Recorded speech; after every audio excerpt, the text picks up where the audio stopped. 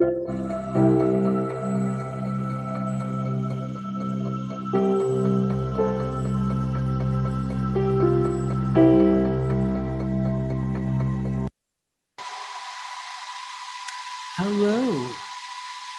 Welcome. Hey, How's everyone doing? we started without you. How you doing, Michael? Doing good. All right. Okay.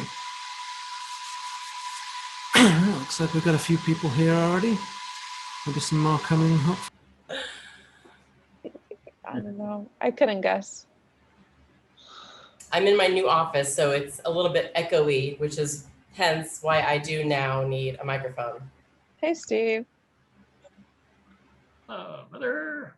The office looks cool. I like it. Who, me? Yeah. Steve. Emma. Thank you. Emily. Your office looks terrific, Emily. I like your background too, Diana. Oh, thank you.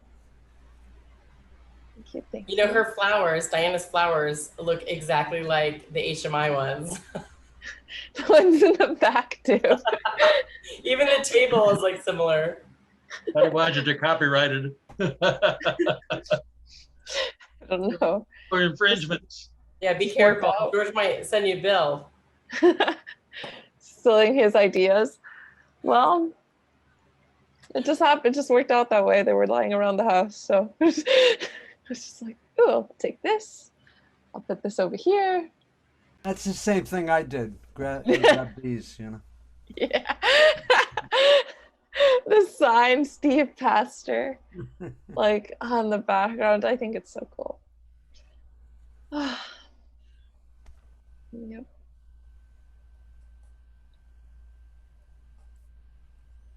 So, Jean, what do you have to say about that session that you witnessed the other day? That was, I'm going to do some of that. That's why I was wondering when you did that. And I was watching, I'm going, oh my gosh, I'd never thought of that. And that lady was so nice. You know, she really was.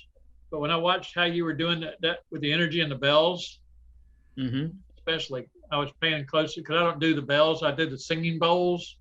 You know about that. All right. Yeah. But when you pulled out the big feathers, because mine aren't that big. My feathers are owl feathers. Okay. Come from wings of owls around here. They're local owls. Is the fun part about it.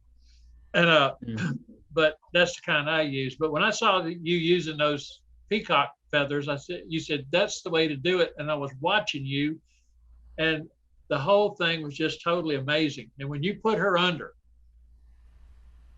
I was sitting back. You know how you had it further back? You could watch that lady melt.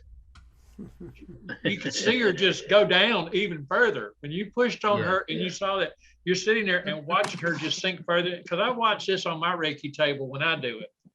And I've got 2 sessions tomorrow. And I've got 2 sessions and 2 pro bonos to do for the school. So tomorrow's kind of out of the picture on me. But I was wondering, so I started shopping and I found them on Amazon, but they had the ones that were the white peacocks. And I was fixing to say, does color matter? Does, you know, but I saw it and I was totally intrigued over the whole thing. But when you started in, and the small pyramids, I'm used to that part. And by the way, I'm getting the crystal pyramid. I found one. Is that the same link that you're going to send me? Because I will get a crystal pyramid. I love that effect. Yeah. So I didn't buy them from US. I imported them. Okay, so that makes sense. Because people who are selling in US are all buying from outside, and you know, they add their profit, so the rate goes up. Right. And I needed to have like 10 of them, so I outsourced it from the other country. I'll take your word, because I ordered some runes in from India and I never got them. Oh. I had a beautiful set of runes that I had bought, and I just never received them. I complained that I didn't even get my money back on them. So I won't order like that anymore. I'll go direct. Okay. So send me that link and I will order from you and I'll give you a good recommendation. But I was sitting there just totally watching you do the whole thing. And I'm going, okay. I said, I don't have to hear you. I'll know what you're doing. Mm-hmm. But when she talked, when you introduced me to her, that Yeah. was, I could tell that she wasn't nervous or anything like that. And I did thank her for letting me observe. I mean, that was totally worth its price in gold to me. Yeah, at the end of the session, she said that twice before, people tried to hypnotize her, but they were not. But this time she went under. So I said, thanks to HMI. You could tell she went down. I mean, I'm sitting back looking, and you could, and once you did, and you pushed on her, like you showed me how to do, and I started doing that, you could see they just melt, and they just seem like they just totally go limp. Now I know dead weight. I've moved a lot of that around, and so that's one thing about it. Where'd you go? Okay, you moved on me.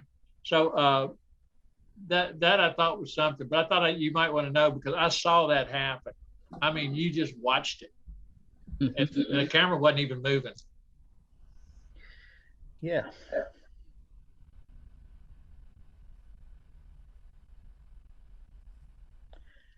More coming in? Yeah, here comes Merve. She doesn't So have a camera on yet. Would people like to ask questions, or do you want me to just start? Just start. Start. I wouldn't know what to ask. Okay. So I would start with the word holistic. We use that word, all of us, we know about that word. So what does that mean? Holistic is something which has body, mind, and energy.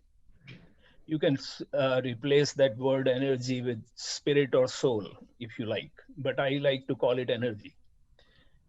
So as far as human beings are concerned, we can all connect with the body. We can all connect with the body because that's how we are used to identifying ourselves with. And then if you move a step further, then you come to the mind. So what is mind? Mind is nothing but bundle of thoughts, emotions, life experiences, the memories generated from these experiences, and the belief system. So if you put all of them together, that is what the mind is. So is mind there somewhere in the body, like a compartment, and where the mind is? I don't think so, but mind is everywhere. So you might have heard the word cellular memory or muscle memory. You have heard those words, right? So when we say muscle memory, so what we are saying is muscle has its mind, or cellular memory, so cell has its mind. Now, when I say that this is my body, I raise my hand and I say, this is my body. So in effect, what I am actually saying is that I am not this body. This is my body. So it's something like, this is my phone. So when do I say that something is mine? When I am not that. So Michael is touching his beard. So Michael would say, this is my beard. So does it mean Michael is beard? No, it's Michael's beard. So similarly, you put your hand on every part of your body and you ask this question, this is my ear. So am I ear? No, I am not ear. This is my ear, but I am not ear. This is my head, but I am not head. So at the end of this exercise, you will come to a conclusion that this is my body, but I am not this body. So from there, we move to the next step. We always say, my mind is saying this and my mind is saying that. So again, what I'm saying is that I am not this mind. It is my mind, but I am not this mind. That is what I'm saying. So I'm not this body, I'm not this mind. So what am I? Who am I? So I am energy and I live in this body, and mind is the connection between me and the body. We have also heard in HMI, I remember George saying that in mental bank class, that the fundamental function of mind is to safeguard the body. So mind is a go-between, or I would rather call mind as the servant. So the responsibility of mind is to keep this body in safe and working condition so that I can live in this body. The day this body becomes unlivable, I leave the body for any reason. It can be because of aging, disease, or accident. Whatever the reason is, if the body becomes unlivable, then I leave. Now, that's a basic understanding of these three components that make the whole. Now, there are 72,000 energy channels within the body. So energy channels, you can replace the word channel with tube. So these energy channels are just like blood vessels. Like we have arteries, veins, or capillaries, or any other blood vessels, we have energy tubes. And there are 72,000 of them in the body. And out of these 72,000, there are three main energy channels which are located in the backbone. The second energy vessel is energy center. So what we call chakras.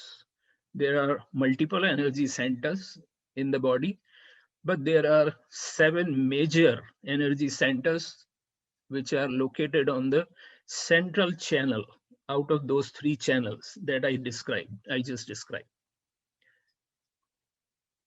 And then there is aura. Aura is you can consider aura as an envelope. No? It envelops the body. So it is said that unless and until the energy enters into the womb, fetus is not going to form. So for the fetus to form, energy is needed. And there's a lot of research going on around that. There's a Japanese scientist, I'm forgetting the name, who has been working with plants and energy. So there is a photographic technique called Kirlian photography. So what he did, he pointed the camera at one of the plants.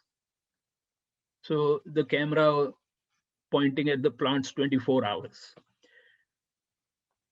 So he saw a beam of light coming out of the stream. So he could see it through the camera. And within 24 hours, the branch started growing within that light, and the branch grew up to the length of the light, and then it stopped. So that tells us that the energy appears first, and then the life is possible. Life takes shape after that. And he has done a lot of photography of plants in the night where, where there are going to be leaves, you will see small dots of light. So on the basis of that, that is something for a lay person to understand how life and energy are connected. So in the womb, it is the energy that appears first, and within that energy, the fetus starts growing. When the fetus is completely grown and it comes out of the womb, and the energy body that is enveloping the womb, it comes with that. And that is what we know as aura, what we call aura. Aura is nothing but the layer of energy that surrounds the human body. Now, this aura can be photographed. You can see this aura. And this is not something new. It has been known to human race since 1930. Only thing is, this is something that cannot be, patented or something. So I don't think there's much research on it. But people who are interested, they are working in this field. And there are a lot of biofeedback devices available in the market nowadays. People who are in the wellness field, they use them all the time. So now consider this body as a car, So when you use the car, what happens is it uses fuel and it leaves some residue behind, what we call carbonization. Yes, the engine gets carbonized.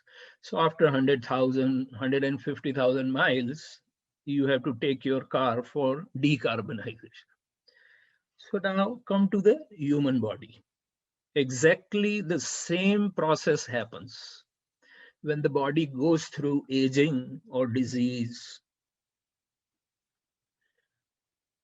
What we call carbonization in case of car, we will say the blockages start happening. But here, the main reason for these blockages is thoughts and emotions.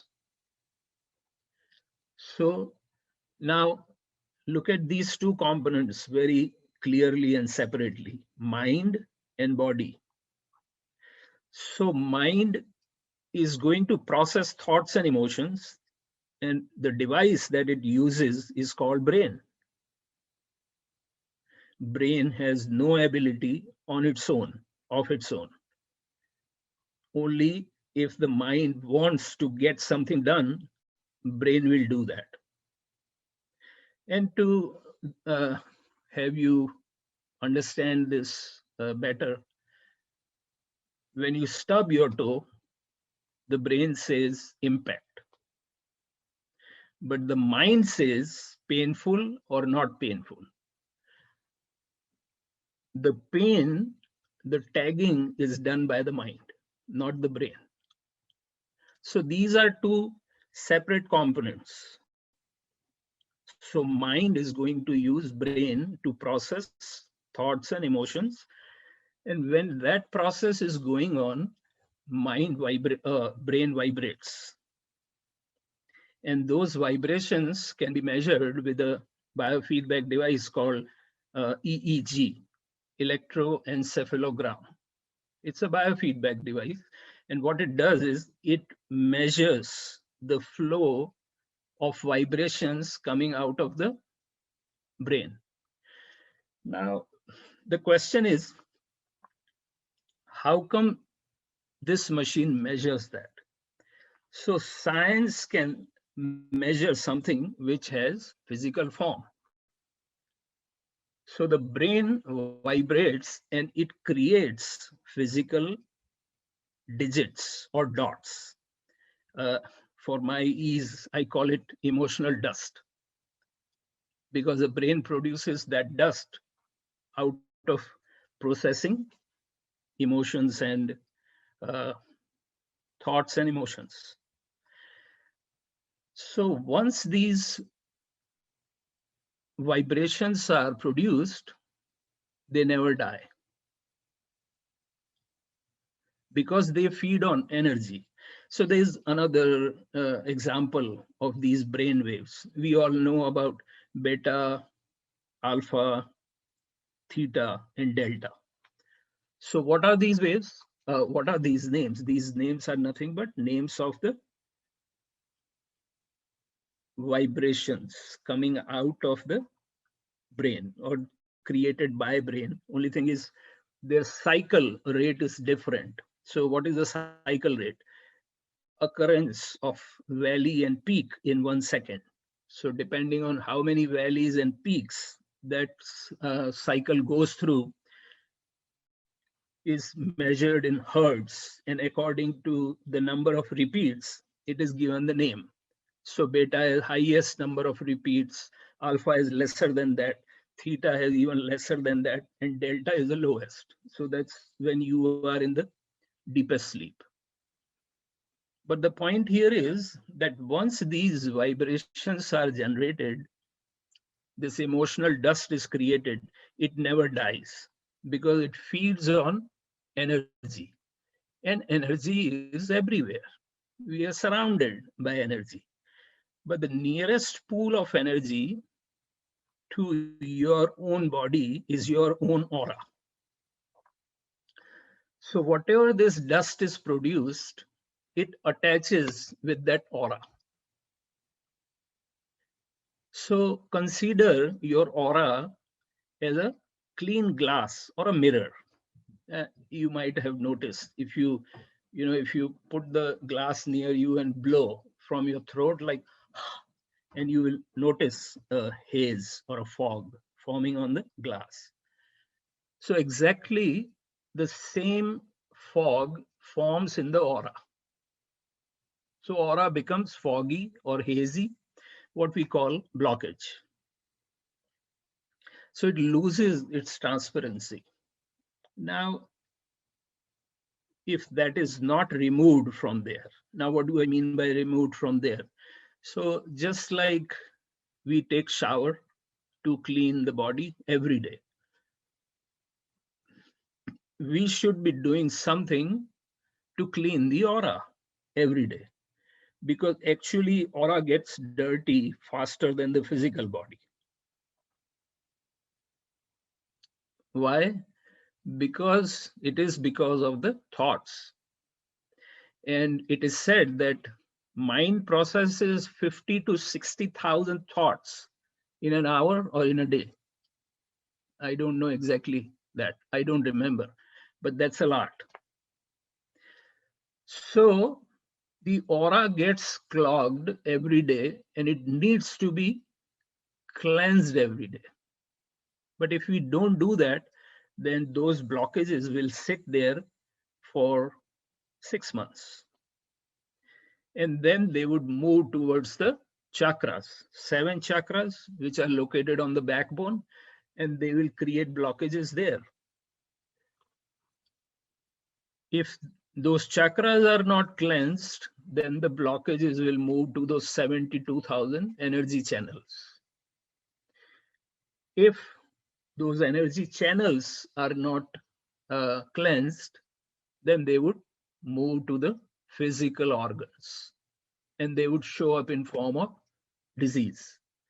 So in my world, every disease has its origin in emotions. So that is how this cycle is completed. Now, on the basis of this understanding, you can figure out that what kind of emotion is going to affect which organ. If I give you a very simple example that you can very easily relate to is, if you are grieving, if you have ever experienced grief, you will notice heaviness in your chest. Now, grief vibrations have such a frequency that it is attracted towards the heart chakra. So heart chakra and grief vibrations frequencies match, because basically heart stands for love, for compassion. So how do you deal with grief? You deal with grief with the help of heart. So that is why they attract each other. But when you start feeling heaviness, it means the onslaught of grief is far greater than the heart chakra can handle. And it continues to, if you do not resolve that emotion of grief, then heart chakra will get clogged up. And ultimately you will start having angina, and then angina will convert into heart attack, and then heart attack will convert into failure, heart failure, and all of that. So this is one example. Second example is, if you have ever experienced fear, so depending on the degree of fear, you are going to feel changes around your solar plexus, so around your belly. You might have heard people who have panic attacks, they feel vomiting sensation. That is very common. They feel nausea. They feel like they are going to have heart attack. So the reason is that panic attack or fear vibrations get attracted towards solar plexus. So these are just two examples. Well, I can give you another example. When you feel ungrounded, like you think, I don't belong to this house, or I don't belong to this city, or I don't belong to this state, or I don't belong to this country, or people who have suicidal tendencies, they have a thought that I don't belong to this body. So all these people having this kind of thought of loss of sense of belonging is going to cause the blockage of root chakra, because root chakra is connected with your roots, your feeling of being rooted. But when you feel uprooted, then that means your root chakra is affected.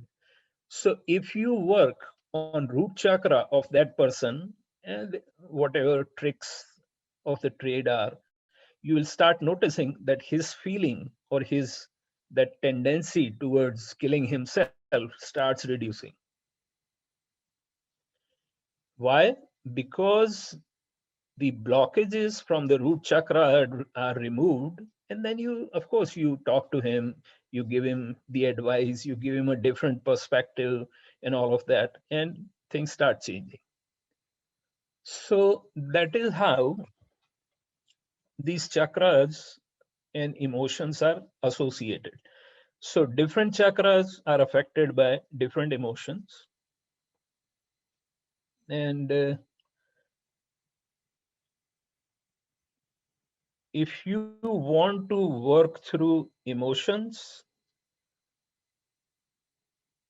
if I have to say, I would say, unless and until energy blockages are removed, it is going to be hard or a long process to get rid of the mental traits. So actually, that is the main reason why I came into why I joined this program, because I see that both of them are great adjunct to each other. So when a person comes in, a client comes in, you assess where his chakras stand, you talk to him about his history and what brings him here and all of that. And then you look at the chakras and other organs and you know exactly what is going on. So first of all, you get rid of the old junk. So here I would explain this cycle too, which will help you understand it. So whatever your belief system is, let's say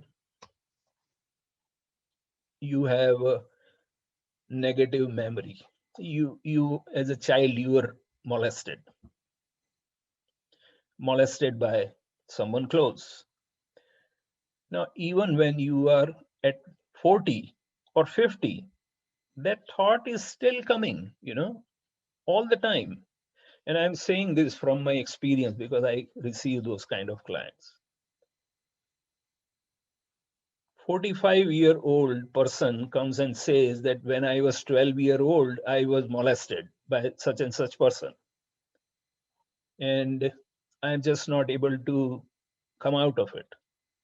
So what happens is you have a belief system which is sitting in your subconscious mind, and all of us know that there is a disconnect between conscious and subconscious mind. Subconscious is 88%, conscious is 12%.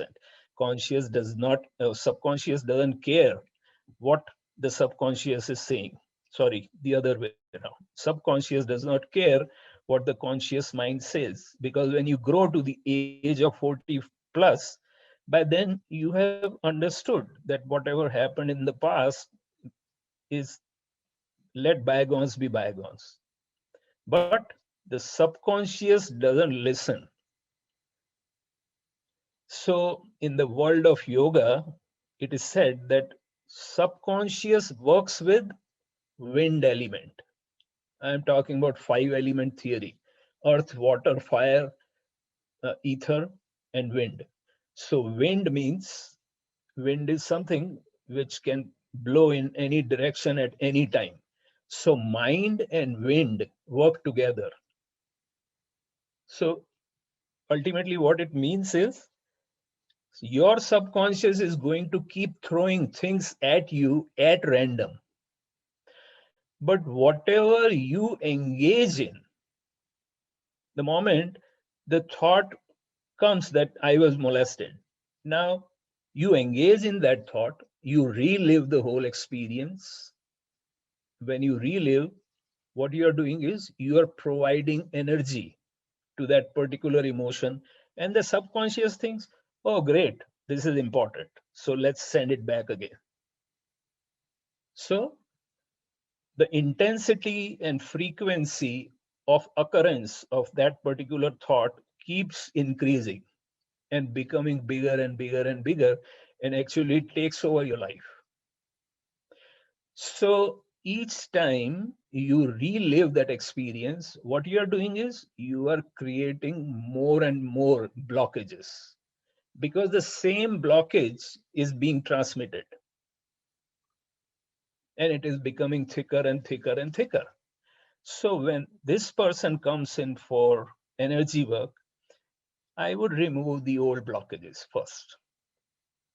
And I would tell that person that now, let's say this particular thought is coming 100 times per day with an intensity of 10 on a scale of 1 to 10. But after the work that we do, the intensity and the frequency is going to drop. But it does not mean that the thought is not going to come. So when the thought comes, you have two options. First is you engage in the thought, relive the whole experience, send the signal to your subconscious that it is important, and the subconscious is going to throw it back at you with higher frequency and higher intensity. So in that process, what you're doing is you are negating the work that we are doing here. But the second option is you don't engage. When the thought comes, you just tell yourself that I am moving forward and I'm not doing it. And the thought loses its power. So next time you come, we get rid of more stuff, and that thought is going to lose power again. So when this cycle continues, at one point, this is going to become a straight line. So that is how energy work is helpful to the client. Now, how I use hypnosis with energy work. Body heals. Body has innate ability to heal itself. That I can tell from my personal experience. But what happens is mind comes in the way. Mind is reason and logic and this and that. So if you remove the mind out of the way and allow the body to relax, the healing will be much, much faster. So on one hand, I'm doing the energy work and freeing the person of old junk, and then I am using hypnosis. So in hypnosis, the person goes deep into relaxed state and then doing the energy work. So both combined, they bring very profound results. So in 3-4 sessions, the job is done. So probably it's just a guess. What you will achieve through hypnosis in 8 or 10 sessions, these are all symbolic numbers. I don't have any data to prove that I am right. But if whatever result you achieve with just hypnosis in 10 sessions, with energy work, the same can be done in maybe 5 sessions, 4 sessions. And the after effect of that is great. Even after hypnosis, a person feels lighter and free and all of that. But with energy, it's amazingly very high, that feeling. So I think it's a great idea to look into energy work to, give an edge to yourself as far as hypnosis is concerned. And then energy work can be practiced as a separate modality altogether.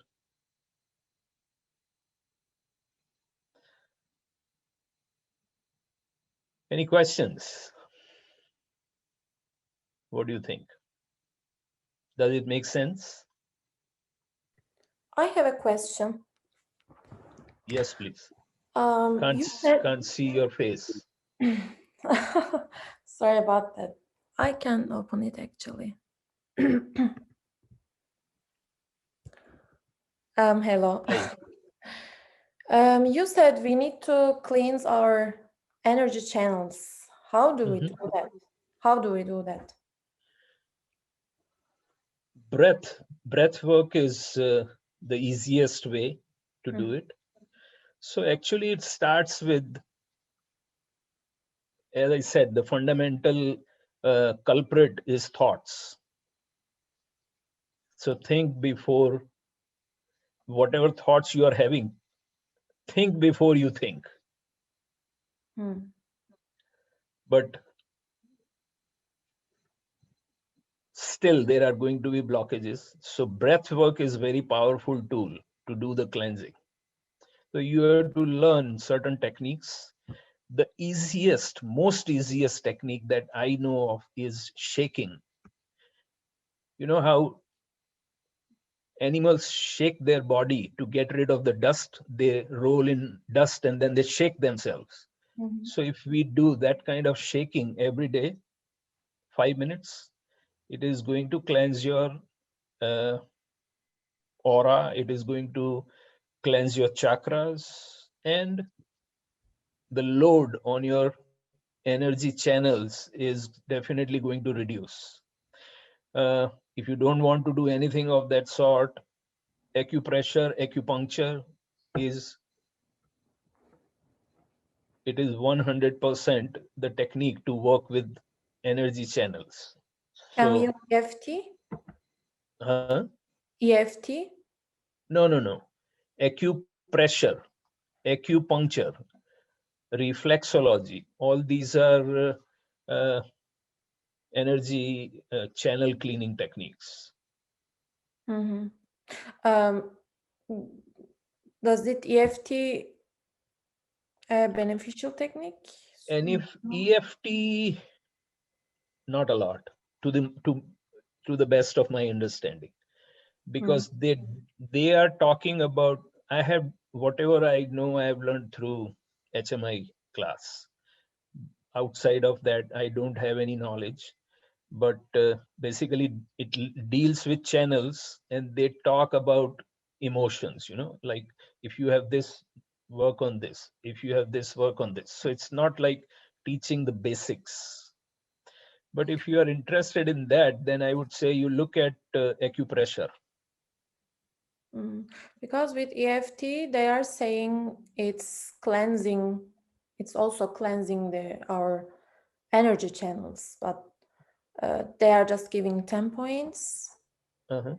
Yeah. But So there are. Bharat, maybe I can Yeah. help out on this, Uh-huh. if you don't mind. Oh no, go ahead, please. So I am trained in acupressure, actually, and the meridians, they are working with so they're in our body. When we are using EFT, we're actually going on to the main meridians. So it is a form of cleansing, and you can definitely use it because the points we are activating while we are doing EFT, even the basics we have learned at HMI, are very, very powerful, and they are very powerful points in ways of acupressure. So yes, I would answer it with yes, but as we know, there are so many different ways of activation and so many different trainings. So yes, I agree with that. Okay. But the simplest is that I have discovered is this. You don't need any training, anything. Just do the shaking, and it's like shaking the dust off your aura.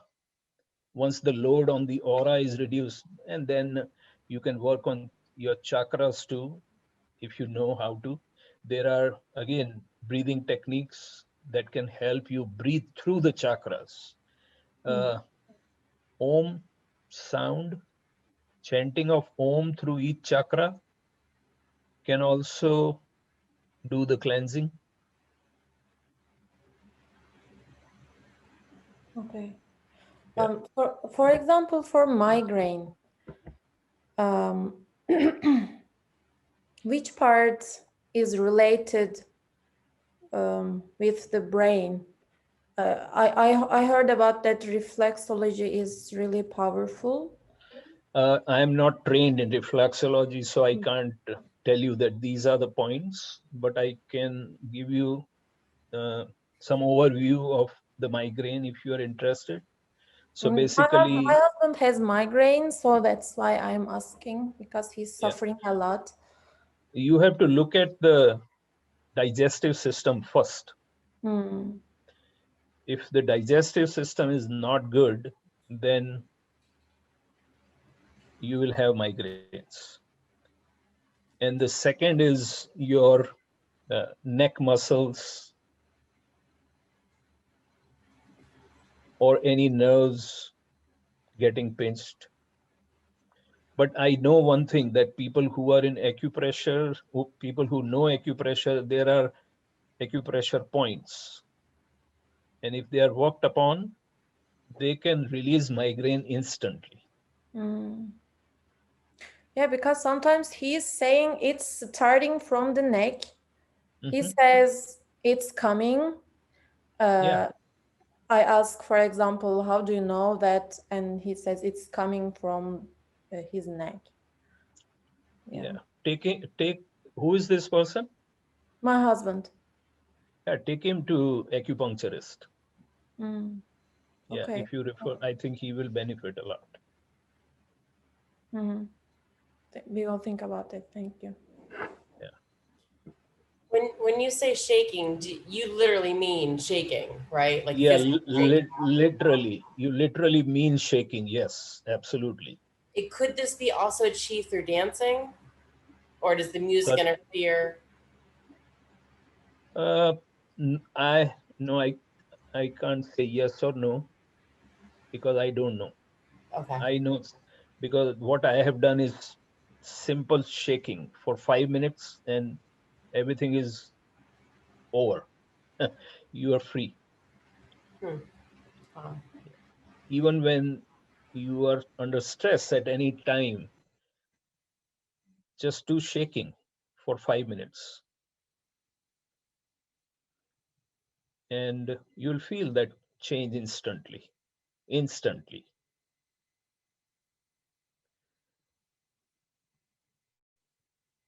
Standing under a shower, running water,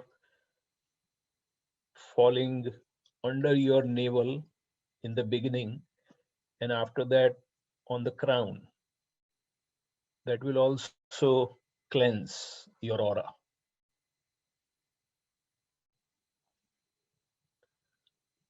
I have a question. Yes, please. Which emotion would physically harm or manifest in the throat? Lack of communication, suppressed emotion. If you suppress emotion, then it is going to affect your throat chakra. And if you don't communicate, so there's a difference in talking and communicating. We talk a lot, but we not actually communicate. Okay, thank you. So basically suppression. That would be me. I think I often get sore throats. So Yes. Yeah. Tonsils, sore throat, these are all the signs of suppressed emotions. All right. I'll work on not suppressing my emotions then. Yeah, good idea. I have a question. Yes, please. What channel manifests in the lymph nodes? Say that again. What channel manifests in the lymph nodes? So lymph is the waste of the body. It's the metabolic waste. Okay. So is there a particular channel that is going to end up in lymph nodes? I'm not sure about that. I can't answer that. But every channel that gathers the blockage. So blockage means negativity. And if you look at lymph is the negativity of the metabolic system. Now, if you're asking me about these 14 meridians, Chinese meridians, then I have no knowledge about them. So I can't tell you that. But if you are talking about 72,000 nadis or channels that I talked about, then I would say every nadi is connected with the lymphatic system, not any particular one.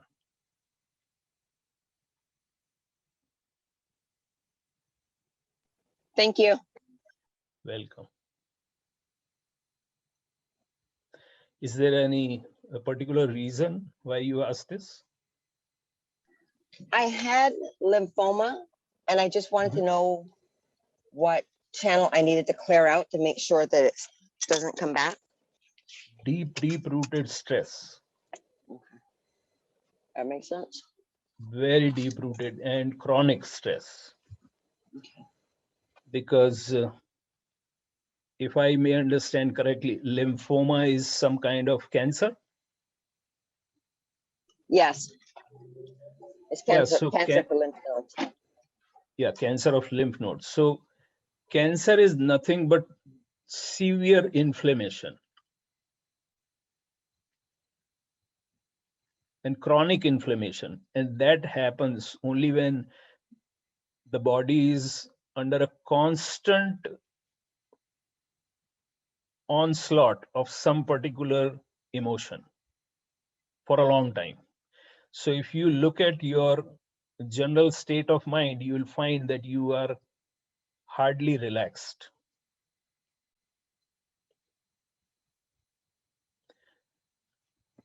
That's my understanding. That used to be. Than before. I did learn to relax a lot better. Okay.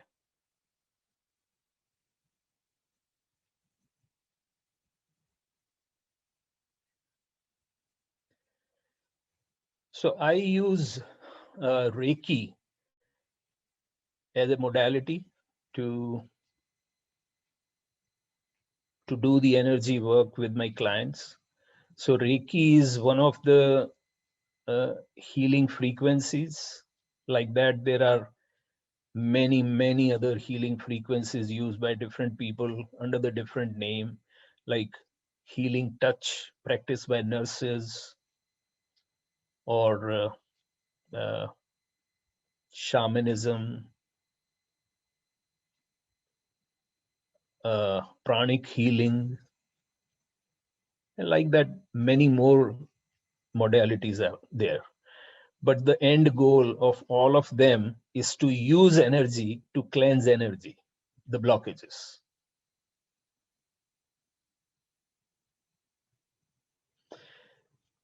Another thing that I would like to share with you here is, which you may benefit from, that you know that certain kind of myth is attached with hypnosis. People are scared of hypnosis. That is not the case with energy work. Lots and lots of people are seeking out energy work. So as a Reiki practitioner, I have noticed that. So when they come in and I work with them, so after 2 or 3 sessions, then they would say, so now what? Where are we going? So we have established 100% rapport by then. So I very easily can talk to them about hypnosis and no resistance. They would just say yes. So this person that Jean and I were talking about, she mentioned to me that people had tried to hypnotize her before and they were not able to. And when she was on table in my office, she felt she went under. So, energy work paves the way for hypnosis. That is what I'm trying to say.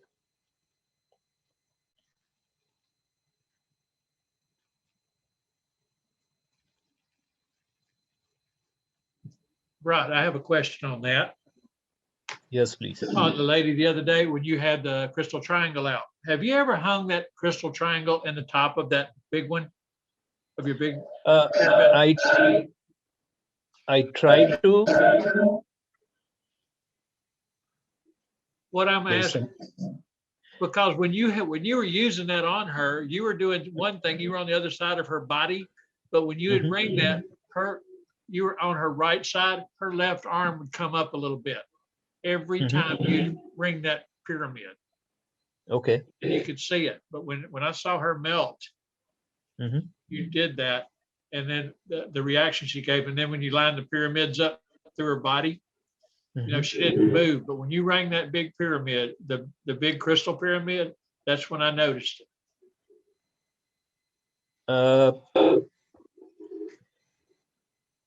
So your basic question was if I have tried.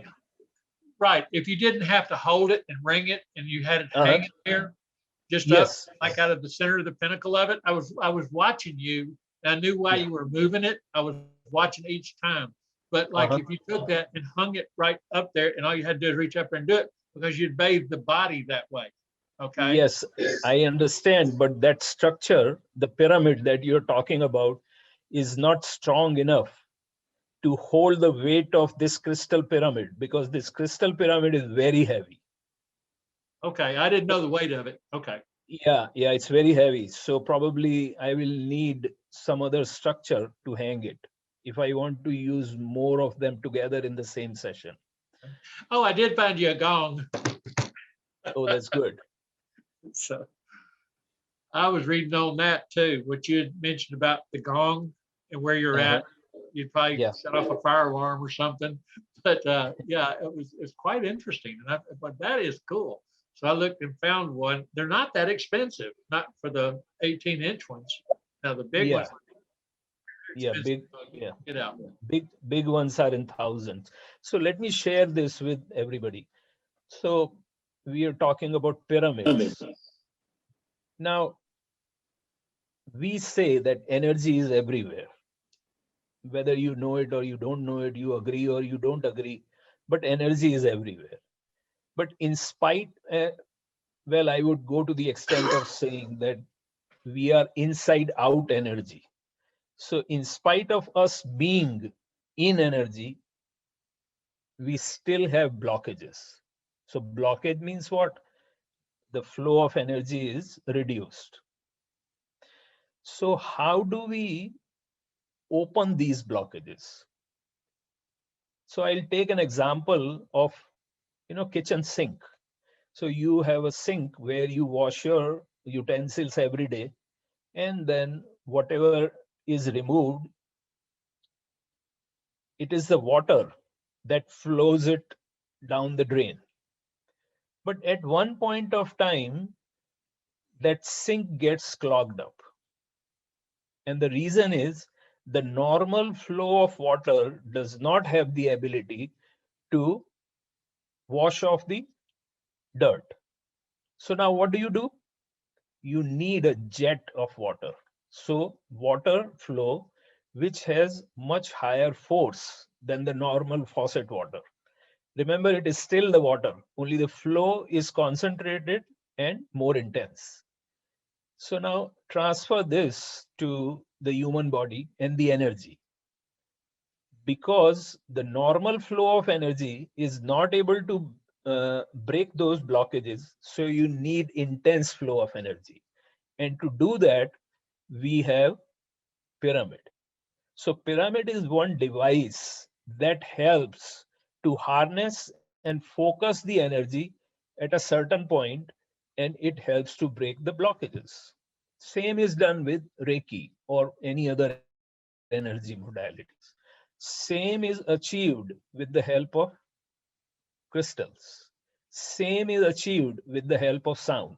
So whatever works for you, you can use that. You can use one or you can use combination of them all. Like I use a combination of all. We were also talking about peacock feather. So aura cleansing is something that has to be done in a session. So either you use your hands to literally, like as if you are wiping something off the aura, you run your hand through the aura, or you have some device which uses crystal or wood or something to cleanse the aura. Peacock feather have a great ability to remove all the dirt from the aura. So I have like 3 feet long peacock feather. So I use it and I can do it standing at one place. I don't have to move around the body. I can simply use it and clean it very quickly. So that's what peacock feathers can do. So if you have peacock feather, you can do it to yourself, to your family members before you get confident and do it with the client. Because people who don't know, they may think that you're doing something weird. So, but that is what the peacock feather does.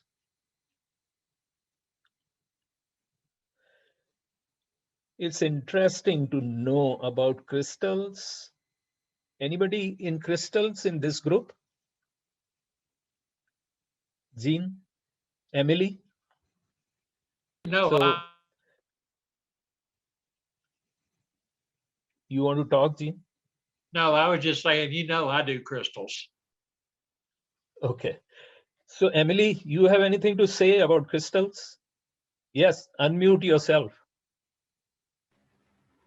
No, I don't have anything to say. I just somehow inherently, intuitively believe in them.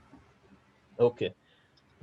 So if you see how crystals are formed, so crystals are formed under the earth over a period of thousands of years of time. So we know that there is water under the earth, under the surface of the earth. So at one particular point, when that water keeps accumulating and then it gets frozen and it remains there for a very long time and it becomes a rock.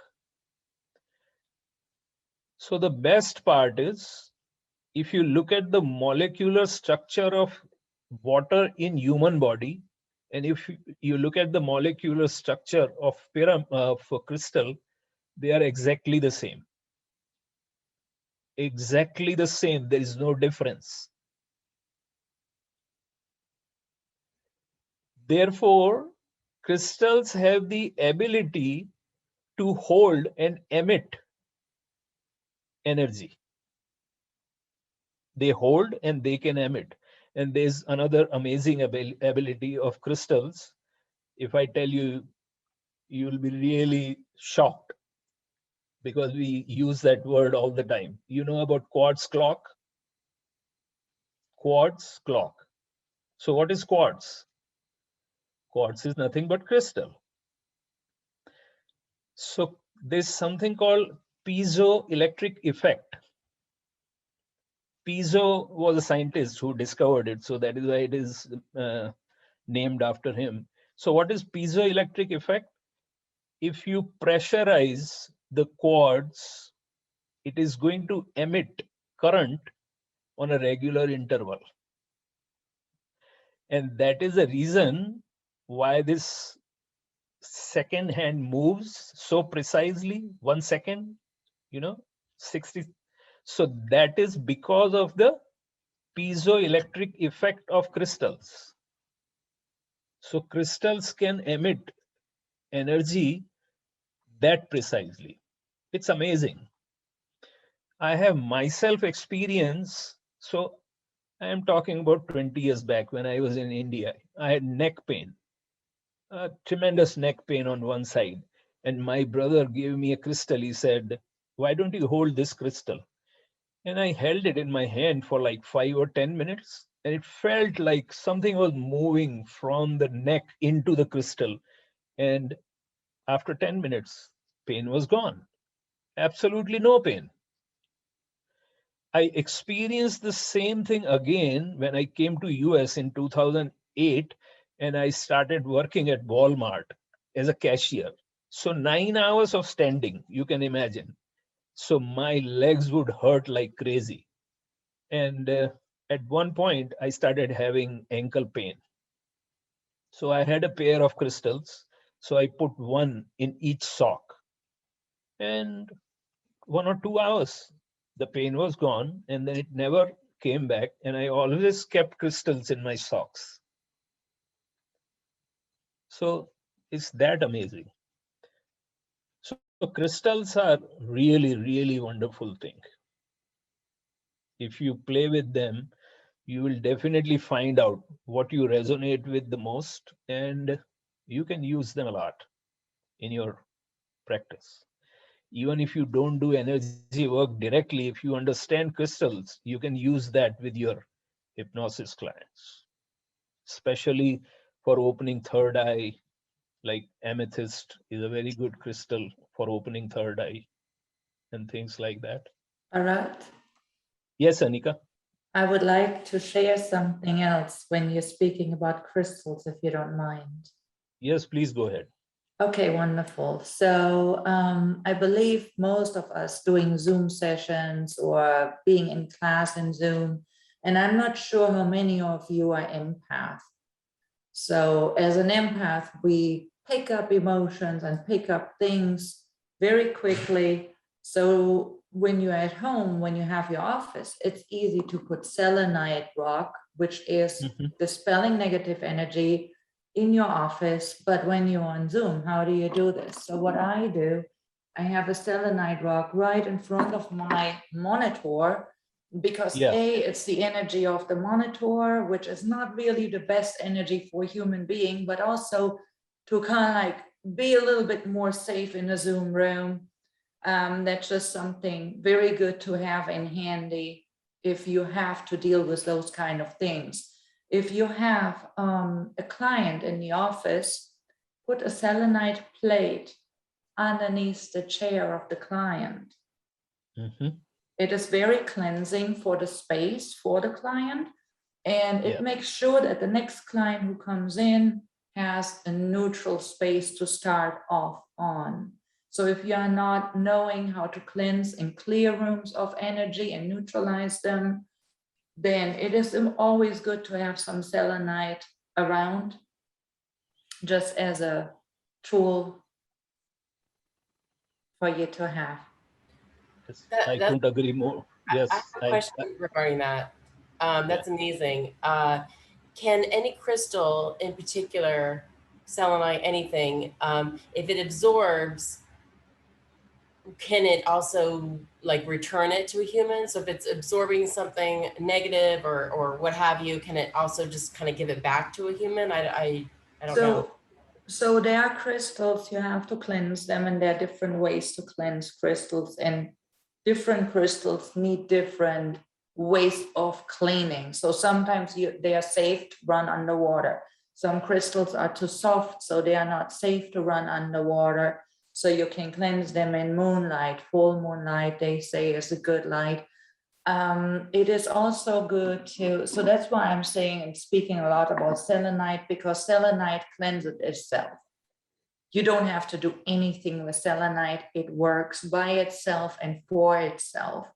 Some other stones and crystals can work with in conjunction with other crystals. Like, for example, clear quartz is a very good all-around stone, which amplifies other stones. It's an amplifier, but also a good overall. It's called the master healer, clear quartz, but it's also because it's so abundant. It's everywhere. So, but yes, you're absolutely right with that. Rocks can turn into the opposite when they are overcharged or overused. So it's really, really important. For example, with black onyx is known to protect you, but black onyx takes on, it absorbs like a black hole. It really absorbs it really, really quickly. So it's very, very important that you cleanse this stone. I know people, especially men, they are wearing black onyx jewelry and they get ill because they don't know about cleansing this particular jewelry. It's very important for black onyx to be cleansed. Right, Jean, I see you. Wait, can I just ask really quickly, can you wash selenite? Because I literally just gave my daughter a wand. Oh crap. No, you don't need to do anything with selenite. Okay, Selenite is self-cleansing. You don't need to it do was anything. covered in dust. I just got it in the mail and it was covered in dust. So I didn't want her to get whatever that was on her. So I washed It's normal. it. It's normal. Right? Selenite is very soft. It is normal that it has this white dust on top of it. That's normal for the stone. Just leave it like that. I already did it. I'm just asking, like, is it bad that I washed it already and I gave it to her? Should I take it away? No. Okay. No. Okay. Thank you. You're welcome. Jean has something to say. Yes, Jean. Before you do, I just want to mention I'm harmed by kryptonite, but other than that, Jean? Monica, I have a question. You hit on something. I always do mine in the moonlight when I cleanse my crystals, especially on a blue moon. I've heard also, I've never done this, but cleansing them in sea salt. Have you ever done that? Yes, absolutely. I love cleansing in sea salt because it represents water. Okay. So it's the water energy we are working in that moment with, and moon is the feminine energy. So it all depends what you're working with. And you're working with the moon feminine energy because it has to do with creation and rebirthing in that moment. Okay. So we are rebuilding the energy of this particular crystal. Well, what do you think? Somebody suggested to me to use pink sea salt. Is there a difference? I don't think so. It's sea salt. Okay. Or Himalayan, whatever they call it. I have so never it's just different areas. No. Himalayan salt. It's salt, you know. Okay, that's it's fine. a cleanser. Yeah. Jean, Himalayan pink salt comes from a rock, and Okay. sea salt comes from a sea. So that's the difference, but both are natural salt. But if I may suggest that, in my opinion, it's not a good idea to put your crystal in salt. No, don't do that. Okay. I won't put it in sunlight, that's for sure. Yeah, that's my opinion. But you know, everybody has different way of doing it. The simplest method, if you have heard the name Dr. Marcel Vogel. No, never have. Yeah, so Dr. Marcel Vogel, he was an IBM scientist, and he did a lot of research on crystals. So he came up with one method which is very simple. And if you rub your finger on crystal, it will very simply, it will, it will slide on the crystal. Now you hold the crystal in front of you like this, and then take a deep breath and blow your breath through your nose like that. And then rotate the side and do the same thing. So 4 sides, and you do it 4 times. And then you rub your finger on the crystal, and you will notice that your finger does not slide. It sticks. Okay. So when it sticks, that means there is a charge in the crystal. Your crystal is charged. So now you can use it. And when your purpose or your session is over, you repeat the technique, and you will notice that your finger has started again sliding. And that means the crystal is free. Yeah. Okay, good. So that way, you don't have to go through any long process, and you can use your crystal. And the second method is, this also came from one of the masters, Del Walker. So he said that he downloaded, so it came from his guides, 3 sentences. He says, you hold your crystals, 2 crystals. If they are pointed, then the left hand point should be pointing inward, and the right hand should be pointing outward. So again, you check the crystal, and you will find that they are very smooth and slippery. And then you hold them in your hand and say, I invoke the light of divine within. I am a clear and perfect channel. Light is my guide.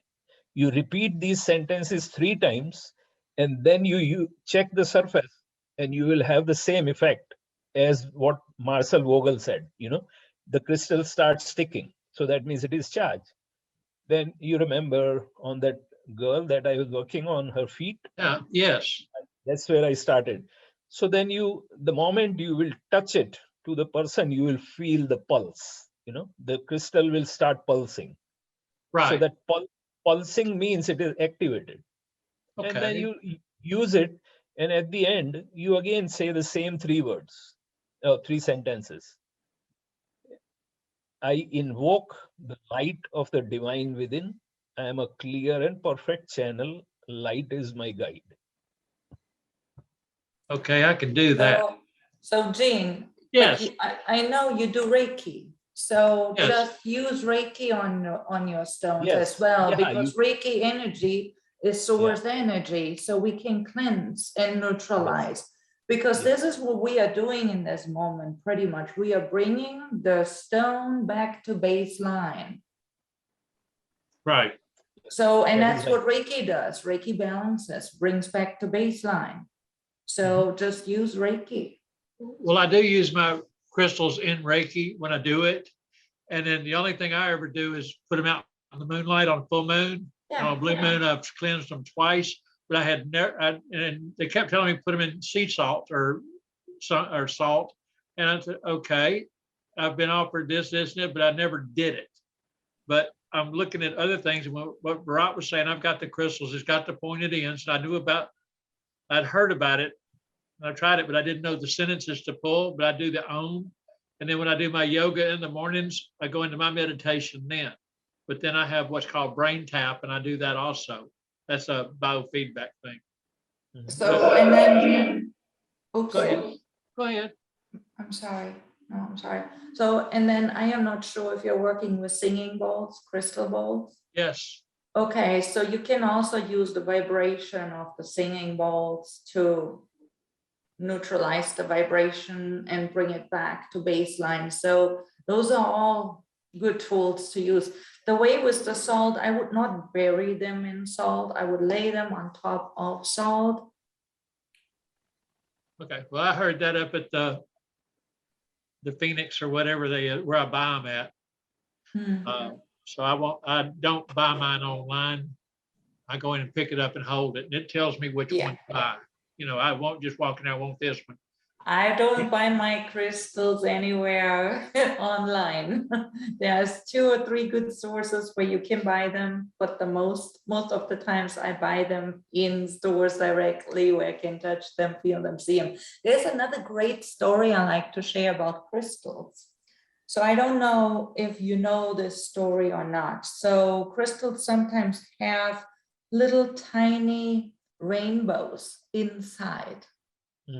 And you see them and you're like, oh my gosh, this is beautiful. So those rainbow formation, I teach workshops, and in workshops, I have one particular crystal what has a lot of rainbow formations inside. It's very beautiful. And the workshops I'm teaching has to do with releasing trauma, intense stuff. So I give this stone around, and it's very beautiful because the story goes as this. A rainbow we associate with something very, very beautiful. But when does a rainbow really happen? It comes after a rain, after the earth has been cleansed and washed. And when we get into the rain, we get soaked, and we might be not that happy because we just had a barbecue or whatever it is, but rain can be pretty devastating. But then comes this gorgeous, beautiful rainbow after it has been cleansed, everything, the water. So, and the same happened with the stone. The rainbow starts happening under intense pressure and under intense heat. So that's when rainbow forms in rocks, and it's trauma. It is trauma induced in this moment because it's heat what comes suddenly and pressure what comes suddenly. So, and then we are going back to those people who are having trauma inside. So here it goes. It's like you coming out of this trauma, what you have experienced, and you are a shining rainbow for others to look at because they can learn from you. They can be inspired by you. So that's the beauty of this story with the trauma rock, with the rainbow rock, and the story of rainbows and rocks in crystals. And I would like to share this. Sometimes it helps for your clients to give them just a little bit of a story, especially when they are relating to the tools you're using. So probably we are coming to the end of this session. I want to bring up something else for those who have hard time connecting with this phenomena of energy. If you know cell phone, or if you know how telecommunication technology works, it will become very easy for you to grasp the phenomena of energy. It started with walkie-talkie. So 2 persons having 2 devices and they are not connected with anything, but they are able to talk to each other. So what is it that is making the sound wires go from one place to the other place? What is the medium? There's a radio station somewhere. There's no wire or cable connection between the radio and the radio station, but the moment you tune in and you connect with that particular station, and the sound bites start flowing in through the radio, and you can hear that sound very clearly. So what is it that is making it happen? And then you ask the same question about television. Sound and light bites emitted from A place and received by B, C, D, E, F, G, Z. Everyone who has the television can receive those signals. So what is it that is making it happen? So it is nothing but a frequency of energy identified by the scientist. They simply attach the sound bytes or the light bytes with that frequency of energy, and it goes wherever it goes. Now look at the cell phone technology. You get into your car and call somebody, and you travel 100 miles, and without, well, the signals drop sometime, but you can talk for 1 hour, 2 hours, 3 hours uninterrupted. I am assuming that it is going to be uninterrupted. So what is it that is making that happen? So if you pay attention to this, you will instantly have an idea about energy, energy waves, and what it can do. So we utilize those energy waves for our purpose. So energy waves which float close to the earth are very toxic. And those are the waves which are used by people who have negative intentions. So black magic, for example. If somebody wants to harm you, then those are the vibrations that they will tap into because they have that ability. But vibrations like Reiki or pranic healing, they float at a much higher level and they are much subtler in nature. That is why they have the healing ability. Even if you want to utilize them for something negative, you can't because it's not their inherent characteristic. Because if you go to see, both are using energy and intention, whether it is negative or it is positive, it's intention. But the tool that you use are different. So those toxic energy waves which are closer to the earth can help you achieve negative ends, negative result. Well, for you it is positive, but it can be harmful for others. Whereas the ones which float much higher in the realm, they are used for healing. You might have also heard that people go on mountains to meditate. So why go on the mountain? What is the difference? So this is what the real difference is. The waves which are available on the heights are very subtle, and they can help us connect with the higher self, if you want to say quickly. So that's what I had to say.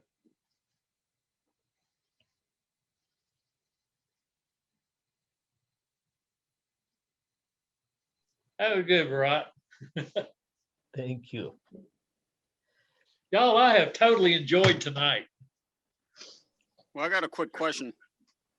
Yes, please. I just joined the meeting about 10 minutes ago, so if I'm repeating something, my apologies. But Gene was talking about when he buys the crystals, they tell him which one to buy. Bharat was talking about tuning in to the energy. How do you tune into that? Any tips or tricks that you guys use that we could employ? How do we tune into that frequency? You want They to answer, choose you. Gene? They choose you. You can walk into a place and not even be thinking about it, and you'll walk over it and you'll pick it up, and before you know it, you have bought it. It chose you. I don't even choose my pendulums. The first one I ever bought, it chose me because I went right back to the first one I ever picked up. All the others looked better than that, but it was just a plain little pendulum. And I use it to this day, you know. And when I go in to buy another crystal, I went and bought some amethyst about 3 weeks ago, and I was totally wanting amethyst. And I walked in, I bought one piece of amethyst, but I brought 3 other types of crystal. And they're all in my Reiki room now, and I use them. But the people seem to enjoy it, especially, I don't know if it's them holding a rock or they finally figured out. I have one that comes in and she finally, if you don't put that crystal in her hand, both of them. I put a crystal in each hand. If you don't do it, she's reminding me, where's my crystal?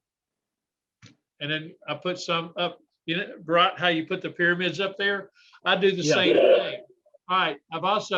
I started using those little rune stones. They're a different modality all the way together. But the symbolism is they have something touching them. And that's where I was looking at you doing the pyramids. I'm thinking about getting some for the same reason. But I got the chakra stones and everything else. And the lava stones, I want some of those, but that's for more of the massage part. I don't want to get in rubbing people the wrong way, but but I'm looking at things to where I'm understanding it more and more. I learn every day, you know, and it's like, this is great. But when you were talking about the crystals, when you have the pointed point in the left hand, I knew about that, but I didn't know the chant that goes with it. Yeah. Right? I was not shown that. But I've got it now, but I will be doing that. But in my morning meditations, I do the Om and everything else just to calm me down. And can I bring in some bad news? Yes. You know about my mother? Yes. She's back in the hospital. Okay. Guess what the doctor told her today? It is your stress level getting too high. And she said, well, my son works on that. I'm in the room. He said, what is it you do? I said, well, I'm a Reiki master and I do hypnotherapy. And this got him talking to me. And he said, do you calm her down? I said, well, she's got one thing at home that keeps it highly elevated. That's my sister. And I said, she's the biggest negative part of the whole thing. I can keep her calm down, but it turns around because my sister does not believe in what I'm doing. And so he said, oh, I said, have a talk with my sister. He said, there is power in what you're doing. So I'm getting it known in the medical field around here because I am medicine, because I read her charts. I have to go Monday with her to Atlanta to have a heart cath done. I know she's got an enlarged heart. I saw the x-ray. I read all the blood work. And the doctor looked at me and he said, you know this stuff. I said, yeah. And he said, well, what got you into this? And I told him, I said, I meet the neatest people. But what started me off on this journey that I'm on now, and I can't back off of it, is it pulls you and you feel it and you just can't stop. It's not an addiction, it's a want. So, right. Thank you for sharing. Y'all, I have totally enjoyed tonight. I love all of y'all. Just one thing, I wanted to show you how I select my crystal. So this is a crystal. So I will hold it in my dominant hand and then I will use my pendulum and I'll ask the pendulum if this is compatible with me or not. So if my pendulum goes in a certain direction, then I know that it is compatible. Or if it goes in a certain direction, then I know that it is not compatible. And after that, I check the percentage of compatibility. So if it is 25, 50, 75 or 100% compatible. So whatever percentage my pendulum shows, after that I decide if I want to buy it or if I don't want to buy it. So that's how I do it. Yeah, but so here's one thing, we don't always have a pendulum on us, I think. So I keep one in my pocket. Oh, cool. So I don't. I'm kind of like, sometimes I have pockets on me, sometimes not. So what I do is our own body can function as a pendulum. Yes. So when I go, for example, grocery shopping, sometimes I'm very conscious about what I want to buy and I feel like about certain vegetables, I'm unsure about it. I'm not sure how healthy they are for me, how beneficial they are for me. Then we can use our own body as a pendulum and we can work with that in ways of it's good for me, it's not so good for me. Those are things I have learned throughout my trainings. And the same I do with crystals, but I rather feel it. We all have our own energy language. That's how I usually explain it. We all identify the same energy, the same thing, but we all hear or feel it in a different way. When my students learn Reiki from me, I always they ask, so how do I know? And I'm like, you don't. I can't tell you. You learn with experience. As more as you work with energy, as more you understand how it works. But especially with Reiki, we are not controlling the energy. We are only a channel of the energy. And that is with all energies, how I understand energy. It's a channel. We are just physical human form right now, but in essence, we are energetic form. So it's kind of like something we are learning, to learn how to feel energy. It's interesting. Feel different crystals when you go into the next crystal store, or sometimes you have in your area maybe a crystal what do you call them? A society, a geo society. Those people are also very helpful. And you can just touch different crystals, feel them, and then feel what is right next to it and see if it feels different. And then just start choosing it, and you learn. So I talked to you, Robert. I hope you heard me, but I talk anyways to everyone. I like talking. So thank you for giving me the space, Bharat. Oh, my pleasure. It has to be an interactive session, you know, that's how we enjoy. So see, as someone who has no experience with it, it's always, I like getting other people's experiences first. So let me sign out of here. I'm online. Let me tell them good night. They're fixing to close this down. So, but yeah, and you know, having other people's experiences helps us with little or no experience, so we can kind of have some kind of guideline to it. Yes, absolutely. You know, if you hold the crystal in your dominant hand and close your eyes and just focus on the crystal and see what is the first response, and focus on that. If you miss that response, and that happens most of the time with new people, because you know that first response is the inner guidance, and after that the intellect kicks in, because then the reason will come. Why should I take this? How is it the right choice? Why should I not go for that? Then you have missed the boat. But if you stick with the first response that comes, if it says yes, then yes. I don't care whether it is stone or it is rock or it is just dust. I will go for this. So that's how, you know, you give opportunity to your inner self to grow. Your inner voice, inner doctor, inner physician, whatever you want to call it, whatever name you want to give it. So do not allow your intellect to take over, and you will make the right choice. As far as crystals are concerned, well, I apply that everywhere, but right now we are talking about crystals. So even for fun, you know, go to a crystal shop, hold a crystal. So first see where you are attracted, because that's a very basic general principle. And don't question if it is left, right, center, wherever you are attracted, just go in that direction. And look at the crystal. Is there any particular tray that is attracting you? If when you find one, go there and then look around, pick one, hold it in your hand and see how you feel.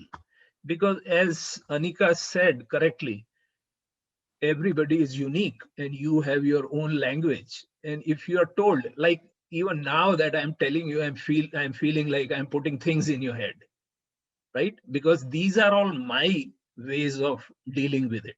They don't have to be your ways. You will have your own ways. So if you have a tingling sensation, then what does that mean? If you have heat, what does that mean? If you have cold feeling, what does it mean? Is there a pulling sensation? What does it mean? So you will have to put meaning into it yourself. You cannot go by someone else's truth. That's how I see it, you know. it will become a belief system for you. It's my truth, not yours. So it's Absolutely. You yeah, couldn't have said it better, Bharat.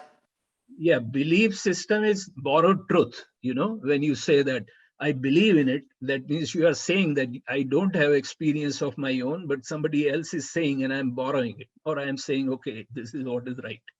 But in energy work, you have to allow yourself to break that barrier and go forward. What will happen? At the most, once or twice, you will end up with something that later on you think is something that you don't want. So what? You learned something. So that's how I see it. So drop the hesitation and move forward. Because I would say no case a crystal can harm you. Impossible. Crystal will never harm you. Unless and until you are into diamond. Don't pick up diamond, because diamonds have that ability. They can harm. So other than that, if you are in the world of non-precious stones, and crystals come in that. So if you are into quartz family, then there's going to be no harm. Wait, I have a question, but it just got totally like blown to smithereens when you said that about diamonds.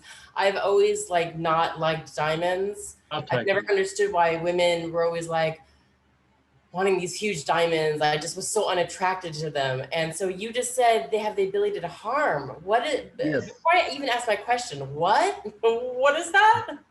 Yeah, yeah. How, what? Like that's a whole different subject. We are not going there. They can harm. Wow, okay. Diamond, so just to let you know that diamond is the hardest form of carbon. It's the hardest form of carbon. So it can harm human body. Wow. Yeah. Wow. Okay. So unless, yeah. No, go ahead. The real diamonds, if you know for sure that you feel the connection and this is something that is going to work for you, so wear it for 24 hours and see if everything is okay, because it can bring sudden changes. I have seen and heard people losing everything in 1 month, or having some disease, fatal disease, or things like that, or losing a loved one, or things like that. So it's not a good idea. Wow. I am not talking about artificial diamonds. No. I know. That's why I'm just like, my mind at 45 years old is trying to find its way out of its skull right now, because this is the stone that people use for marriage, like to seal a partnership of love. And wow, it's just like, it's too much. It's like too much for me to process right now. I'm going to be a bit funny. That is why 58% American marriages end up in divorce. Oh my goodness, that's a good one. Okay, well, my actual question, which that's so a joke. I have a different understanding of the diamond. So for me, what I have for diamond was that it's the stone that's more, because it is so hard, that it is the stone of leadership and invincibility. And because of its clarity, it's also a teacher stone. It's an educator stone. I would say, I'm sorry, go ahead. Please finish. So that's the understanding I have about the diamond. So unless and until you have a good astrologer who understands the connection between planets and stones, in my opinion, you should not wear diamond. Well, that explains why I've never liked it. I wouldn't touch it. I mean, back in a million years ago, when I actually did get married, I did not want a diamond. I think, what did I ask for? Like some kind of pink stone or something. I did not want a diamond. Okay, so my original question was, A million years ago also, there's this nearby kind of shop, you know, this woman, she's kind of like a shaman, and she has the rocks and gemstones. I don't know, A, what determines between a rock and a gemstone and a crystal, and B, I walked in her shop and I became obsessed with this, whatever you want to call it, rock. I had to have it. I had to have it. I've never felt that way about It's earth energy. It's one of my favorite things I have. I don't know what this is. Do you guys know what this is? It's an earth energy stone. Yeah. I don't have the name of the stone right now, but I know what it is. It's very much earth energy. So it's an earth healer stone. That's what I know about it. Just rock. Okay. Yeah, rock is basically accumulated sand, and crystal is accumulated water. Ah. So as she said, earth energy, that is what it is. Sand, rock is sandstone. Well, it's not exactly the same correct name, but it's just an idea that I'm giving you. So it is 100% earth energy, whereas crystal is water, frozen water. So there is a lot of difference in that. Right, and water comes from, you know, the atmosphere. It's not of really the earth, right? It's a different element. Yeah, water is well, different. water element. is earth. Earth is different element. Two elements are different, earth and water. But water is found under earth. Oh, right. Okay. It's so on this world, that's what I wanted to make. It's still a worldly element. Imagine how many oceans do we have? Just think about it. All the elements are present around us. We have wind, we have earth, we have water, we have Fire. ether, we have fire. We have it all. All four elements occur within the fifth element, which is space or ether that you're talking about. Ether, yeah. So, yeah. Cool, thanks. Thank you so much, Bharat. Oh, my pleasure. Thanks for sharing. Oh, Probably, my pleasure. My pleasure. This is my favorite subject. You don't even know. This is burning inside me, and this knowledge needs to go out, and the world needs to hear about it and needs to connect. That's the right word. Connect with it. With the like-minded people. Mm-hmm. So, Michael, if you want, we can have, whenever you schedule, we can do a session where we can talk about these different devices like pyramids and crystals and magnets and sound and all of that. So whoever has this knowledge can bring it on the table. So it can wonderful. be more interactive I can action. show different devices. I have different devices here, like I have singing bowls and shamanic flutes and drums, and I don't know. yeah, you can do a session on sound. I don't want to do a session. I can show the different things. I can talk about it. I can talk about differences in quality if somebody is interested in buying. Mm-hmm. What to look for.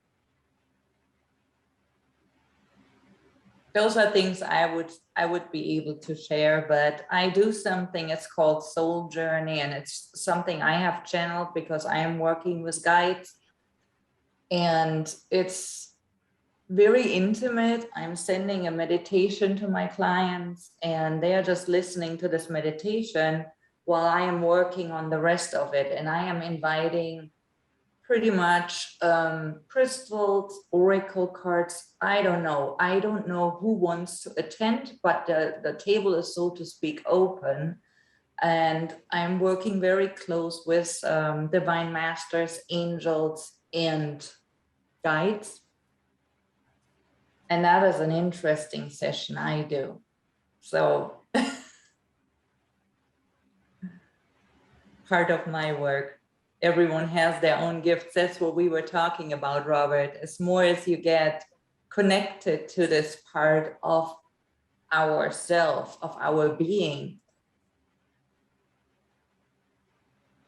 you understand more of this new learned language, and everyone's language is unique.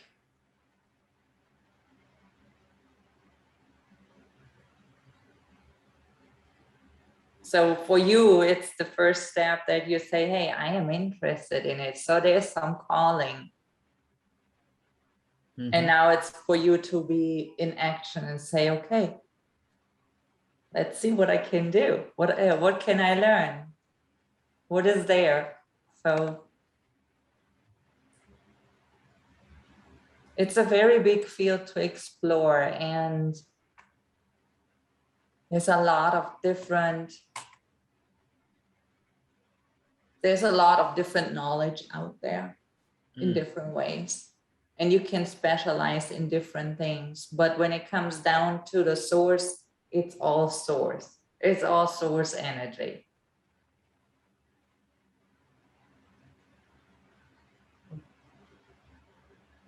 You guys are Steve, awesome. you have anything to add? Hey, Steve, we don't hear you. We don't hear you. You're muted. Well, that worked out well because I had nothing to say. You sounded like you were talking. Yeah, I was. I was saying I've got nothing to add. Shall we call it a night? Yep, that sounds good. We've had a pretty good discussion. But yeah, I do like the idea of, maybe putting, like we did with the metaphysical discussion last time, just putting together a group discussion, and everyone can just bring in whatever they want to talk about, and if they have some stuff they want to show. Sounds like a good plan. Yeah, thank you so much for organizing this, Michael. Thank you so much, both to Bharat and Annika. Like, you guys are awesome. It's like, I would go to one of these things every night. I can talk about it 24/7 for 5 days straight. And it will be not uninteresting. It will be always something new. Wouldn't you agree, Bharat? Yes, absolutely. There's so many stories to share, so many beautiful things. Yeah, absolutely. So let's call it a night. Good night, everybody. night. Thank you very much for being here and allowing me to work with you, sharing my knowledge, information with all of you. Thank you. Good night. Thank you. Namaste. Right. Thank you. Namaste.